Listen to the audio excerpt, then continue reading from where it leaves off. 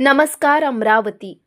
अंजनगाव सुरजी तालुक्यातील विहीगाव शिवारात एक संशयास्पद आणि धक्कादायक घटना 12 फेब्रुवारीच्या सकाळी उघडकीस आली आहे. धनुकार यांच्या शेतात एक आदिवासी महिलेचा मृत्यू झाल्याने परिसरात खळबळ उडाली आहे. हा मृत्यू नेमका कशामुळे झाला? इलेक्ट्रिक शॉक, झटका मशीन की अन्य कोणतं कारण? वेगवेगळ्या चर्चांमुळे प्रकरण अधिकच गूढ बनलं आहे. या परिसरात निंदण, तूर, कपाशी वेचणी आणि चना कापणीकरिता मध्य प्रदेशातून आदिवासी मजूर कामासाठी येतात. अशाच कामासाठी आलेली 35 वर्षीय आदिवासी महिला रामकृष्ण धनोकर यांच्या शेतात मृतावस्थेत आढळून आली आहे. घटनेची माहिती मिळताच पोलीस पाटील राहुल बोर्डे यांनी रहिमापूर पोलीस ठाण्याला कळविले. त्यानंतर ठाणेदार अनंत वळदकर, उपविभागीय पोलीस अधिकारी मनीष ठाकरे, सहाय्यक पोलीस अधिकारी गजानन सोनवणे आणि पोलीस कर्मचाऱ्यांची टीम घटनास्थळी दाखल झाली. अचलपूर येथील फॉरेन्सिक तज्ञांची टीम सुद्धा घटनास्थळी पोहोचली. यावेळी नमुने गोळा करण्यात आले असून मृतदेह ग्रामीण रुग्णालय अंजनगाव येथे शवविच्छेदन व तपासणी करिता पाठवण्यात आला आहे. दरम्यान गावात विविध तर्क वितर्क लावले जात आहेत. मृत महिला पिंकी झडापाचे, राहणार जुना पाणी, जिल्हा बैतूल, मध्य प्रदेश येथील असल्याची माहिती आहे. ती विधवा असून तिला 2 मुली आहेत. कुटुंबाची सर्व जबाबदारी तिच्यावर होती, अशी माहिती नातेवाईकांनी दिली आहे. मृत्यूचे नेमके कारण पोस्टमॉर्टम रिपोर्ट आल्यानंतरच स्पष्ट होईल, असे ठाणेदार अनंत वळदकर यांनी सांगितले. या प्रकरणाचा पुढील तपास उपविभागीय पोलीस अधिकारी मनीष ठाकरे यांच्या मार्गदर्शनात सुरू आहे.